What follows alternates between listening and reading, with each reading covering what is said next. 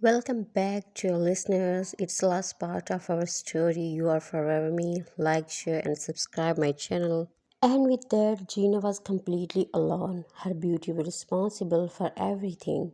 And one more thing, assistant said. Wherever her engagement has been fixed, that topic must never be mentioned again. She will be called illegitimate, ill-fated, and cursed for a very long time. One condition after another was placed before them. Assistant placed the glass back on the table. If she dies today instead of tomorrow, we don't care. I call her cursed and illegitimate because first she robbed her parents, then our happiness, and then my daughter's beauty. Just take her away, but let me warn you beforehand. She has many lovers who come to meet her at night. I'm telling you now, so you don't come back tomorrow calling us cursed. Having said this, Mrs. Miller counted the money and showed it away. Without looking back, she spoke in a hatred filled tone. That's it, fine. The marriage will be this evening.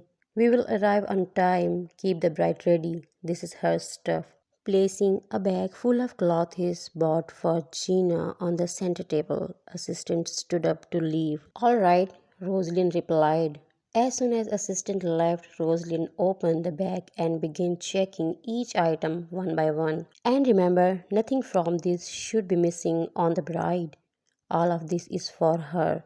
She must wear it and be ready. Returning, assistant saw Rosalind matching the items against Gina and relayed Albert's command. Yes, yes, make her wear only this. Quickly, Mrs. Miller smiled as she took the heavy jewelry from Rosalind's hand, while Rosalind slugged. I could bring dozens like these for my daughter once this cursed girl leaves. Seeing Rosalind's puffed up face, Mrs. Miller closed the bag and stood outside Gina's room. Go and get ready wearing this. When Gina returned from college and saw the chores at home, she froze. Mrs. Miller entered her room and flung a white bridal dress at her face. Aunt, I won't do this marriage, Gina cried, thinking of marrying Rumi. For a moment, it felt as though Daniel might help her, but he was nowhere to be found. Even your dead father will rise from his grave to marry you off. Get ready quietly. That man won't tolerate your tantrums. He is very hot tempered, Mrs. Miller snapped angrily. Mom, you go. I'll get Gina ready, Rosalind said, entering the room with a smile. After many days, she looked happy. Gina, the groom is very handsome and very rich, Rosalind tried to convince her. He is neither rich nor handsome. Rome is a drug addict, a middle-aged man, Gina said bitterly. Oh no, Rosalind dismissed her words, pressing her lips together. He is a prince, very rich. He gave mom 10 million rupees for marrying you. I think you already have a lover. Gina stared at Mrs. Miller in shock when she heard about the money. Yes, I took money to marry off someone like you. Now go get ready and stop demanding your worth. Hearing this, Gina felt as if she had died. That day, her aunt had sold her. Being called cursed or illegitimate never hurt this much, but being sold in the name of marriage to a stranger shattered her. After living an orphan's life since childhood, today her marriage was being done with a stranger, a billionaire's business tycoon. But just a moment before the marriage, she learned that her aunt had sold her for 10 million rupees. As soon as the marriage was completed, she was sent away. There was no father to place a loving hand on her head, no mother to embrace her. An uncle sat abroad.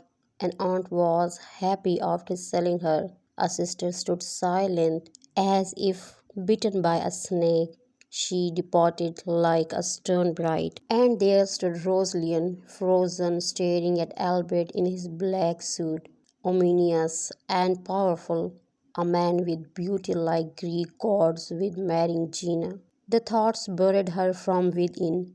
Two or three servants escorted Gina to the room. Soon a cheerful maid led her into Albert's bedroom. She was drenched in fear, barely able to breathe.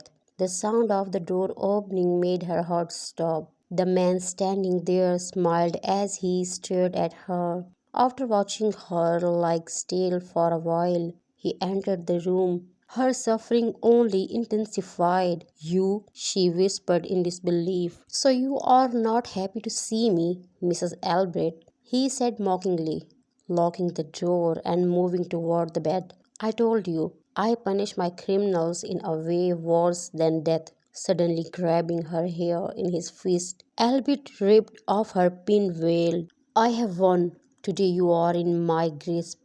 Now I will settle every score. His eyes burned as he stared at her, flushed, trembling from his gaze fixed on her ruby red lips. Until now, I had access only to your breath. Today I will descend into your soul and teach you the punishment for raising your hand against a man. Gripping her neck, Albert crushed her sobs by pressing his lips into hers. Please, no, Gina pleaded, as Albert felt her breath slipping away. He released her only slightly. With great difficulty, she managed to speak. If you don't want to hurt me, then please apologize, she begged, folding her hands. Her lips, now flushed from fear and strain, caught his gaze. Anger flickered through him as he looked at them. Without taking his eyes off her mouth, he leaned closer again, his voice dropping to a whisper near her ear. He caught her earlobe lightly between his teeth. She cried out softly, sobbing, and placed her hands over his, trying to push him away. That was when he lost his patience. He grabbed her hair and yanked hard. The pain made her struggle violently. It felt as if his grip would tear her hair out from the roots. So sorry, please. My hair, she pleaded in broken words, folding her hands before him. Seeing her condition despite himself, pity stirred in him. He released her hair. You are so foolish, he said bitterly. You never realized that someone came into your room, onto your bed, night after night, took what he wanted. Your greedy aunt understood, but you didn't. He laughed coldly. Was my touch so unfamiliar that you never sensed it? And how could you? You were unconscious. Her breath caught. It was you, Gina whispered in shock. Albert watched fear spread across her delicate face. How is your age? At 32, this was the first time he had been this close to any woman. Breath in someone's scent, felt his heart pull towards someone's soul. I was 18, Gina whispered, wiping her tears. He stopped her hand. My love, it was me, every night, in your room beside you. My intention was to take you without marriage, but that man, Daniel, came in between. Don't worry, he won't come again. He brushed her tears away with his lips and reached toward her clothing. Please, no, she cried. You wanted an apology. I apologized. I want nothing, he said harshly, except you. Your existence, the craving that kept me restless night after night, the desire that made me do everything I did. He spoke of Daniel's removal coldly, then added, now I want to feel you while you are conscious and make you feel me. He pinned her hands down.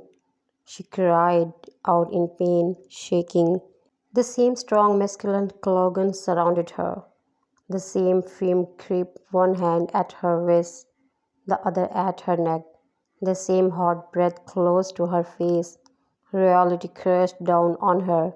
It was you, always you, she sobbed in terror. He ignored her, crying. If you accept me, he said intensely, I swear I won't hurt you.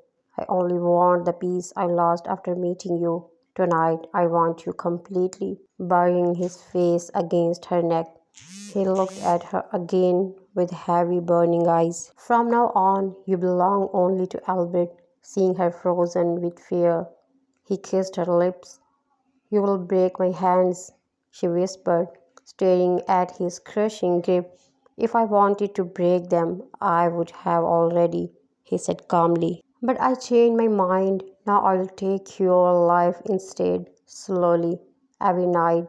Then unexpectedly his tone softened. I fell in love with you at first sight.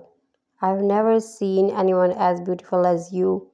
Gina, I love you. Tears filled her frightened eyes. She couldn't believe it. Love had never come into her life. How could she believe it now? What's wrong, Gina? He asked, seeing her disbelief. You are you telling the truth? She whispered. I'll prove it, he said. He turned off all the lights in the room and pulled her against his chest. As whispers and heavy breaths filled the darkness, the moon outside shone brightly, silent witness to the night. Dear readers and listeners, how did you find this complete novel? Please share your feedback in the comments. If you liked it, don't forget to like, share, and subscribe so every new novel reaches you. We will meet again with a new story and new characters. Until then, take care.